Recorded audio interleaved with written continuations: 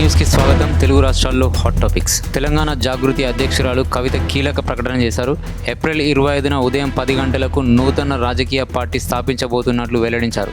అదే రోజు పార్టీ పేరు, జెండాను ప్రకటిస్తామన్నారు. యువత, మహిళలకు మా పార్టీలో మంచి స్థానం ఉంటుంది. ఇన్నాళ్ళు మగాళ్ళు ఏర్పాటు చేసిన పార్టీలను చూశారు. తెలంగాణ ఆడబిడ్డగా నేను పార్టీ పెడితే ఎలా ఉంటుందో మీరే చూస్తారని అన్నారు. పశ్చిమాసియా యుద్ధ ప్రభావంతో దేశంలో కమర్షియల్ ఎల్పీజీ సరఫరాపై ప్రభావం పడింది. కొరతను అధిగమించేందుకు కేంద్ర ప్రభుత్వం సరఫరాను 70% పెంచుతూ కీలక నిర్ణయం తీసుకుంది. ఇప్పటికే 50%గా ఉన్న కోటాను మరో 20% పెంచి పరిశ్రమలకు ఊరట కల్పించింది. అమరావతికి ఏకైక రాజధానిగా నిలబెట్టేందుకు ప్రభుత్వం కీలక నిర్ణయం తీసుకుంటుంది. 3 రాజధానుల పేరుతో జరిగిన రాజకీయాలను ప్రజల ముందుకు తీసుకురావాలని కేబినెట్ నిర్ణయం. శాసనసభలో తీర్మానం చేసి కేంద్రానికి పంపితే త్వరలోనే బిల్లు వచ్చే అవకాశం ఉందని సీఎం వెల్లడించారు.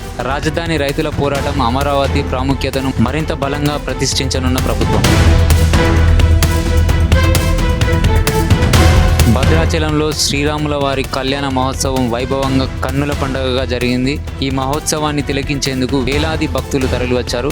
సీఎం రేవంత్ రెడ్డి దంపతులు స్వామివారికి పట్టు వస్త్రాలు, ముత్యాల తలంబ్రాలు సమర్పించారు. భక్తి, భద్రతల మధ్య భద్రాచలం రామనామంతో మారుమోగింది.